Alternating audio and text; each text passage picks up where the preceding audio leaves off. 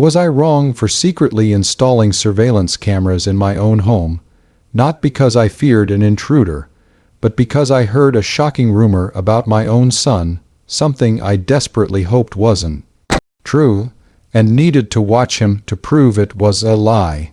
Seriously, I need to know if you would have immediately confronted your child based on gossip, or if you would have done what I did and sought irrefutable, undeniable proof, even if it meant breaching his privacy in the most uncomfortable way possible.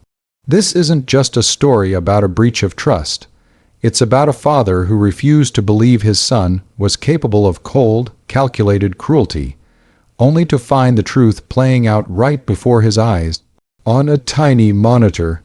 The subsequent revelation, which unfolded over weeks of agonizing, secret surveillance, proved that the person living under my roof was a stranger whose true, manipulative nature completely detonated my family, my business, and my entire view of my son.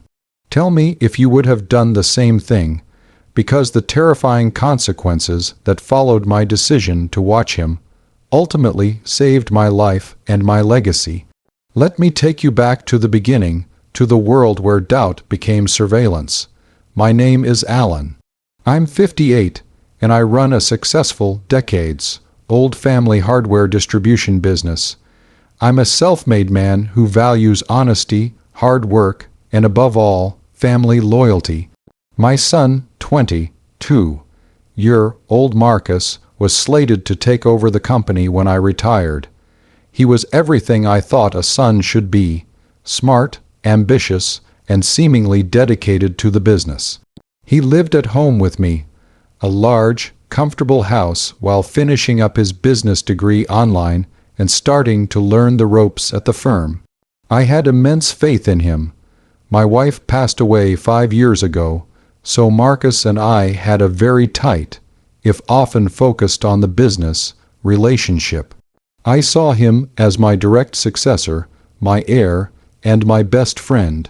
The first seed of doubt was planted about 4 months ago, not by a family member or friend, but by an unlikely source: David, one of my oldest, most trusted warehouse managers.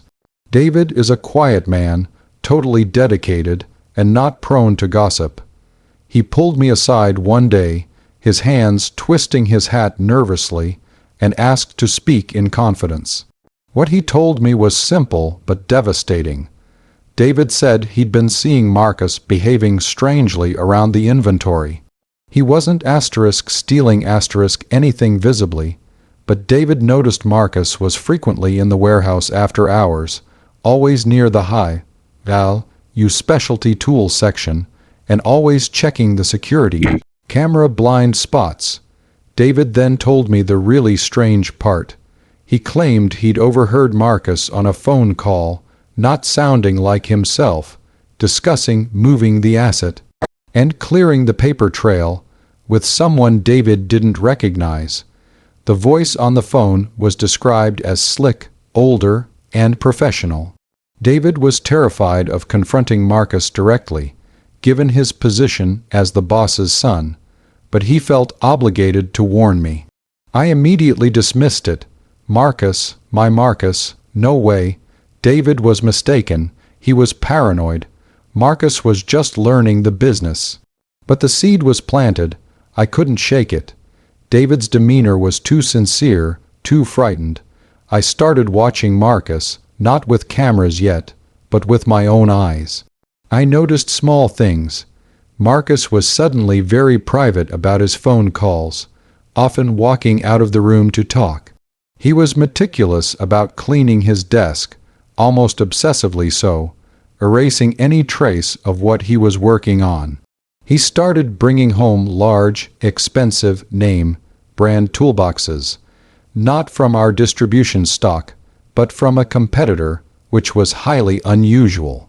I asked him about them, and he just smiled and said they were for his personal project. The whole thing felt like a tightening spiral of suspicion, and I was going crazy trying to reconcile the smiling, ambitious son with the secretive person David described. The real game changer came when I checked the accounts. Marcus had access to my personal accounts for simple bill paying, a trust I had put in place when my wife died. Nothing major, just routine access. I noticed 3 large, round, number withdrawals $15,000 each, made over the past 2 months. When I asked Marcus about the first one, he gave me a perfectly plausible, detailed excuse about investing in a complex new software package for his studies, complete with the name of a company. I didn't question the next 2, but the pattern was deeply troubling. This wasn't bill paying, it was significant capital being moved. The combination of the secret phone calls, the competitor tools, and the mysterious cash withdrawals forced me to make the difficult, ethically gray decision. I needed proof that would stand up, not just a gut feeling that could ruin my relationship forever. I told Marcus I was installing a new, high-tech security system for the house because of a recent string of local break-ins. I even had him help me pick out the system, making him feel part of the process. But while installing the visible outdoor cameras, I secretly placed 3 miniature, 9, visible pinhole cameras inside the house, one discreetly placed in the corner of the office where Marcus frequently took calls, one in the common living area, and one, the one that felt the most invasive, in the hallway leading to his bedroom, pointed subtly at his door. I then linked all 3 to a hidden hard drive and a small, encrypted monitor that I kept locked in my own private safe. I hated myself for it, but the thought of my entire legacy being compromised by a stranger was a deeper fear. The first week of watching was agonizingly boring. Marcus was just Marcus studying, talking to friends, ordering takeout. I was starting to relax, ready to confess to David that he was wrong and remove the cameras. Then, on a Tuesday evening, things changed forever. I was sitting alone in my study, watching the small, grainy feed from the office camera. Marcus came in, closed the door tightly, and pulled out his phone. He didn't just walk out of the room, he locked the door. He dialed a number, and the second he started speaking, the voice was different.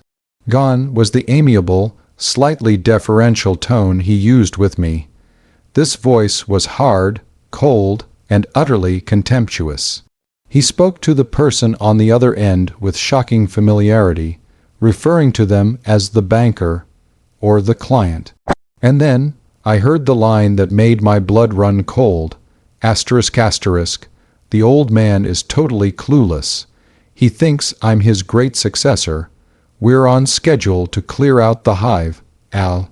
You stock before he retires. And the money trail is completely clean. The only risk is the manager, David, but I've been feeding him bad inventory reports to throw him off. ***, I was physically sick. The ambitious son was a ruthless criminal, but the cruelty wasn't just criminal, it was personal. He referred to me, his father, as the old man, and clueless. The betrayal was total. Over the next 2 weeks, the tapes became a horrific education. I learned that Marcus, working with an outside syndicate, had been meticulously planning an inside job to steal over $1 million worth of specialty tools that were easily liquidated on the black market right before the official inventory transfer for my retirement. He wasn't moving my cash for software. He was using the $45,000 to pay off the banker for planning, logistics, and establishing a safe transfer route. The competitor toolboxes were merely packaging to sneak the stolen goods out of the warehouse over time, replaced with worthless counterfeits to fool the initial inventory check. David hadn't been mistaken. David was my early warning system. So that's the situation I was in. I had irrefutable video and audio proof that my son was not only stealing from my business, my legacy, but was actively mocking me, his widowed father, and planning to ruin me before I could retire. Before I tell you what decision I made, the choice that completely detonated his life and his future, I want you to pause and comment below what you would have done in my shoes. Would you have confronted him immediately, giving him a chance to flee, or would you have waited, continued to collect evidence, and used the full force of the law to guarantee justice? I waited. The betrayal was so absolute, the cruelty so casual, that I realized I was not dealing with my son, but a sociopathic operative who had spent years cultivating the perfect illusion. Confrontation would have been stupid. He would have simply walked away and continued his operation elsewhere, leaving me financially crippled and emotionally ruined. I spent the next 72 hours working in complete secrecy. I created a secure, encrypted backup of all the video and audio files and moved them out of the house. I then called David, my trusted manager, confirming his suspicions were right and apologizing profusely. Together, we initiated a surprise, unscheduled external inventory audit led by an independent firm, focusing specifically on the hive stock Marcus had been monitoring. The audit, it was launched immediately, but Marcus, confident in his elaborate paper trail, didn't panic yet. He believed he had weeks left before the retirement inventory check. However, the external audit, combined with David's insider knowledge of which empty competitor boxes held the stolen goods, quickly exposed the massive inventory discrepancies, the missing $1 million in tools.